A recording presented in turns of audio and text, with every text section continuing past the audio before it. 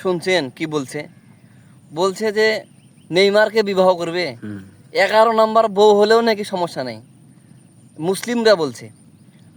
মোহাম্মদ সাল্লাল্লাহু এই বিষয়ে অবশ্য ভবিষ্যৎবাণী করেছেন। মোহাম্মদ সাল্লাল্লাহু বলছেন যে লা তাতবাউন্না সানা মান কানা ক্বাবলাকুম শিবরান শিবরান ওয়া যিরাআন বিযরাইন হাত্তা লাউ দাখালু জুহুরা জাব্বিন তাবিতুমুহুম কুলনা ইয়া রাসূলুল্লাহ আল ইয়াহুদু ওয়ান নাসারা ক্বালা ফামান।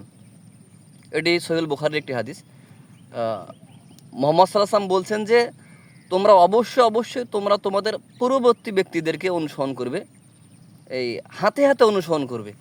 তারা যেমনভাবে চলছে তোমরা তাদের অনুসরণ করার ক্ষেত্রে ওইভাবেই চলবা।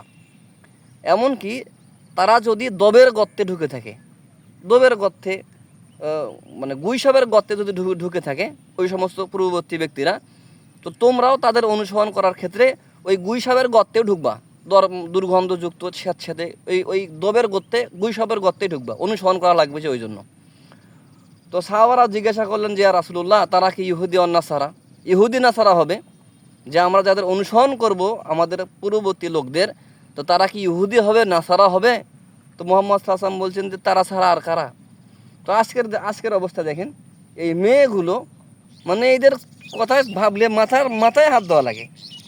বলছে যে 11 নম্বর বউ হবে, মানে নাপাক, পুরে নাপাক। আউযুবিল্লাহ, মুসলিম মেয়ে ছেলে। তো তাদের অনুসরণ দেখেন কেমনে করছে। মুহাম্মদ সাল্লাল্লাহু আলাইহি ওয়াসাল্লাম যা বলছে তাই হচ্ছে। তো আল্লাহ আমাদের এগুলো থেকে রক্ষা করুন।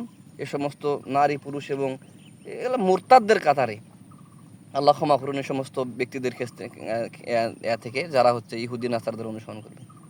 আসসালামু আলাইকুম রহমতুল্লাহ।